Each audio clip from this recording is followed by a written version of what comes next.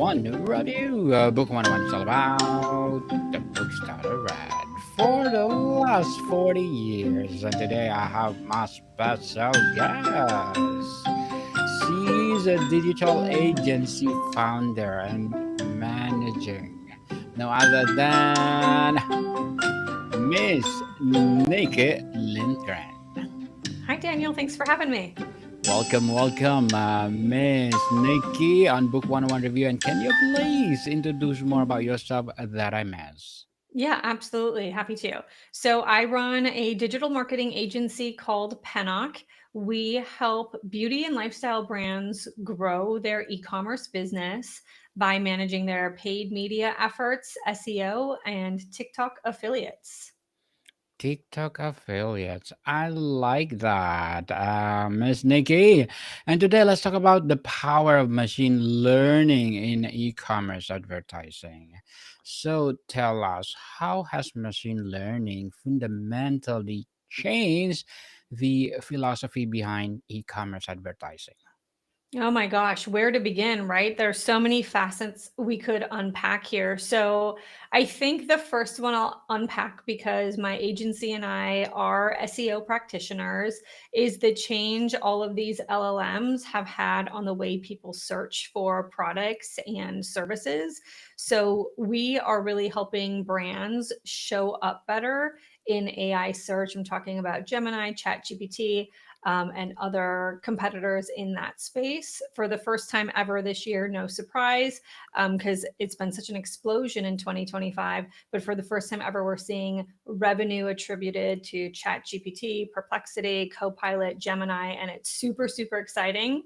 It's also a little nerve wracking because it really flips the script of what an SEO practitioner should do to help a brand grow. So that's one example of how machine learning and AI overall have impacted the direct to consumer industry. There are some on the ad side too. It's a little bit more tied to ad platform, and we can get into that if you'd like.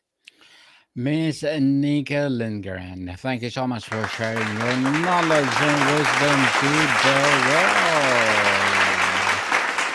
And for decades, A/B testing was the gold standard. How does machine learning ability to run multivariate or optimization is real time make A/B testing seem inadequate?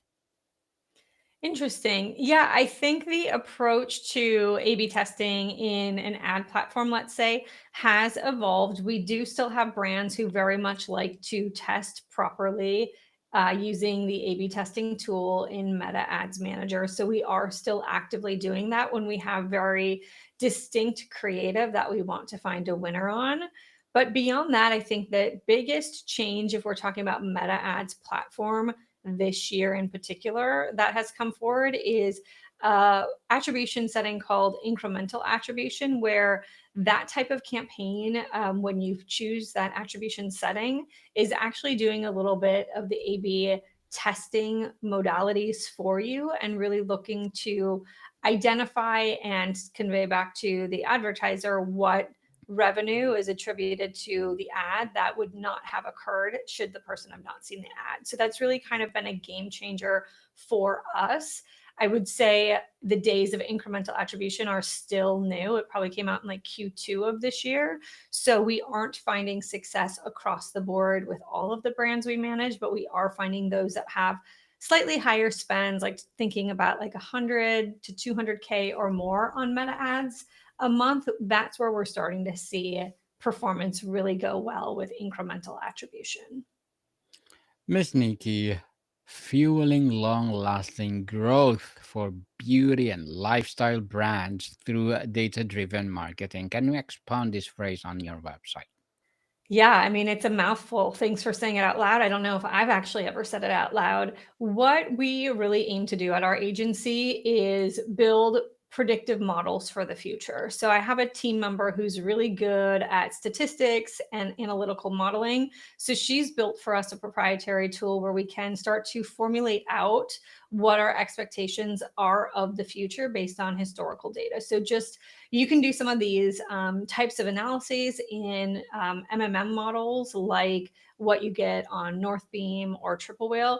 But really, what we're trying to do first is say, hey, this is what the realistic future looks like for you in the coming month, 6 months, year, etc., so that we can get the client to understand, unless they make major changes in the way they're operating from a marketing perspective, possibly beyond what we do for them, but maybe in the lane of earned or owned media. This is the landscape that we have in front of us. So then we can start to decide if that makes us happy or not, and if the business's growth objectives will be met. So that's sort of like the foundational thing we're doing with our brands every single month. And I would say that is very much data driven. The next part of it is really figuring out like how to optimize things that are live. And we have higher touch points of review, analysis, and optimizations than any of my team members have had at their previous agency. So my team is filled with people who've been agency side before, and we're kind of like leveling up the amount of attention and care we're giving to the data compared to our previous lives. Miss Nikki, machine learning models are famously data hungry. What is the minimum threshold of data on e-commerce store needs to have for ML powered advertising to be truly effective? Yeah. I don't have like a hard factual number here. I would say, based on the type of work we're doing with brands, we do have very early stage brands. We're talking about brands that are maybe doing like 40 orders a week on their e-commerce store, and we're still able to have pretty accurate predictions and projections of future. So I don't think that we need a ton of data going through. Of course, more gives us better statistical significance, but we haven't found that those smaller stores, as long as their sales volume is consistently at about 40 per month, we can still get some data through. How can advertisers trust the decisions of a machine learning model when the reasoning can sometimes be black box? Yeah, it is true that when we're dealing with anything in a more of an automation workflow in terms of like audience building and targeting, it is a black box. We don't really know what is in there and what isn't in there from a targeting perspective. Um, so I think that is a concern that we're all dealing with, right? Clients in particular are like, tell me who my core audience is, who is responding to ads. And we're like, well, they live here and they're of this age and this gender. And there are some insight tools out there, but I think when brands and businesses really need clean data, they have to get it from the first party. So that would be through surveys and things like that of their existing customer pool, is going to give them some of the best data. When we have data like that, we can put it back into whatever um, LLM model we've got, and we can go from there. Miss Nikki, how does ML move beyond a basic demographic targeting to predict which specific users are most likely to convert, even they never visited the site store?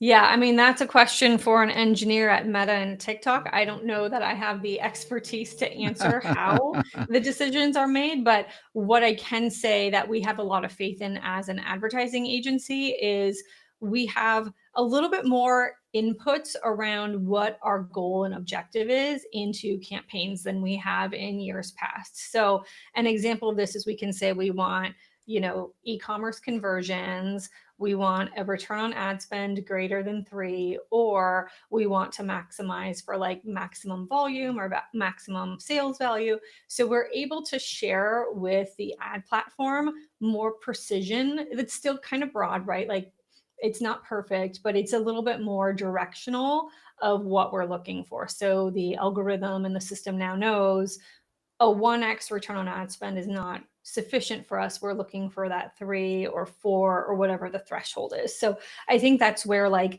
the vagueness and the grayness of how does it all work and make sure it's showing to the right person, we can sleep better at night because we know we've told the system that goal we're going after. How are the most sophisticated advertisers using ML to acquire customers based on their predicted lifetime value, not just a single purchase?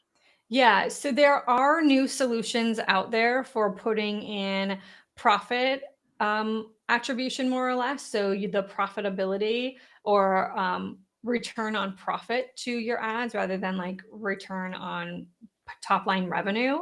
So there's a lot of more sophisticated ways in which we can model and input data, but all of that comes at a cost. And I think because my clients and the people we work with, our lane of expertise is emerging brands. So brands probably making between 5 and 20 million a year in average recurring revenue.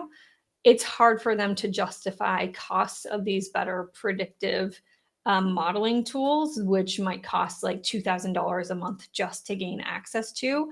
So we haven't been able to use like the most robust, intense versions of the ways in which you can connect data and pass first party data back into platform quite yet.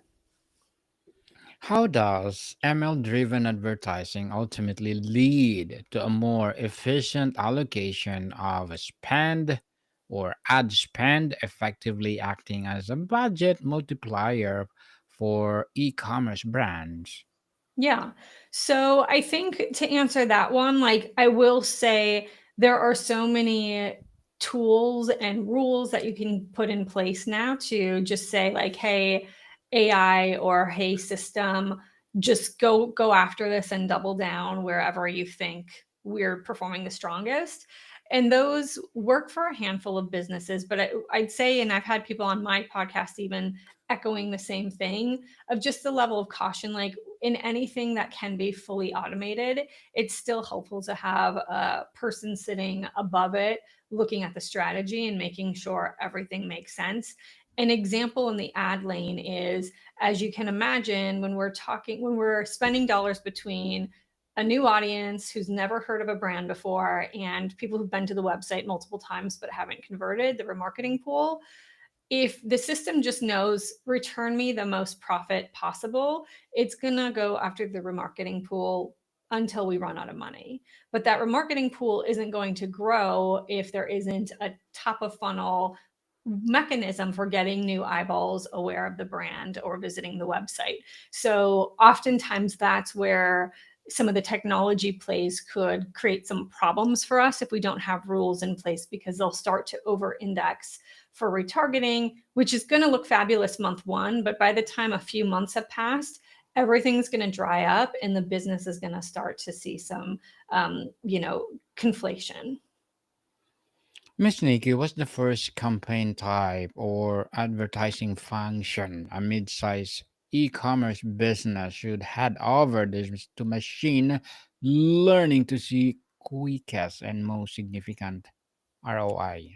Yeah, I would say the first obvious player would be on Google Ads. Performance Max campaigns are really crushing it, and the setup and management can be pretty straightforward. It pulls in your catalog from Shopify through Google Merchant Center. So, as long as there aren't any major errors or problems with your catalog feed, that part of Performance Max is running on its own. You get to load in your own assets. In addition to that, you get to load in your own copy, and then Google's going to go out and find the customer for you. So I would say for a brand that's trying to like diversify and move into maybe like more complex marketing, that would be the thing that one would do after brand search, which is still number one for the first thing a brand has to do, but that's not necessarily automated. Miss Nikki, as a digital agency founder and managing, what are your short-term and long-term goals? Yeah. Well, we are looking like our clients to have a growth metric to hit every single year. We've been around for 6.5 years now, so we're not super young, but we've stayed very boutique and agile in our setup and our team structure. So our goals are to continue to hit that growth trajectory going forward. For me personally, as the founder, this has been a lot of fun for me to run the agency. So we don't have plans of acquisition or anything of that sort in the near future. I think our goal is just to continue growing in size. Growing indeed, and good luck to your goals and looking forward for more success, Miss Nikki. And what will be your piece of advice for those people that don't want to be like you? Yeah, I think my advice for anyone kind of like career switch or starting out is just to like stay true to your interests. Don't overthink it. Don't try to copy the next best thing in your industry that you really aspire to be. I think, authenticity is everything in 2025. And I think that holds true to your career, your personal brand, things of that sort. So I think as I was a younger adult, I was very much chasing the shiny object or trying to embody a personality or a persona that maybe wasn't super authentic to me. And I think it's hard not to do that when you're young, to be honest. But I think what I wish I would have had was a little bit more time and patience to, find my own footing rather than look like something that wasn't truly a match. Good luck and thank you for that advice, Miss Nikki. And what would be your recommended books that you want to recommend, or book Oh, that you recommend? Oh man, my favorite book, I had to just look over because I'm not good at memorizing the titles of anything. I have a mindset coach who's sort of like an executive coach for me. And she recommended that I read this book called Leadership Energy. And it really helped me kind of like finally put a bunch of concepts into a frame that was super digestible for me. So, energy leadership, sorry, it's called Energy Leadership, is the book I would recommend. Thank you for that recommended book, Miss Nikki. And for a small e-commerce store using basic manual ads, what is the lowest barrier to entry ML powered tool or platform that they should start with? Yeah, I think if you're getting started with ads, even with low budgets, we're talking about like even $50 a day. It makes sense to just be live and active in the ad platforms wherever your customer is. So, Meta ads, Google ads, TikTok ads, they're all relatively user friendly for just starting to build something for the first time. Tons of great tutorials. But I would say, even as a founder, if that's your role in your e commerce brand, like spend some time getting to know the intricacies of it yourself by launching like one campaign per platform to a broad audience with the objective of conversions. And that will at least get your feet wet for figuring out what the next step is with agency or internal help. So that would be my recommendation, is just kind of like jump in, pick the right channel and jump in and tool around with it, set a monthly budget, and kind of see what happens for that initial month. Yes. Try and try until you succeed, people. Mhm. Can ML models move beyond optimizing for current demand to actually predicting emerging microtrends, allowing brands to capitalize on them before competitors? Yeah, I think that's absolutely possible. Do I know of a tool doing that today? No, but there's maybe one out there. So I think that's entirely possible. And I think that's where, we just get better as humans by leveraging data. Miss Nikki, what does the next level of personalization look like?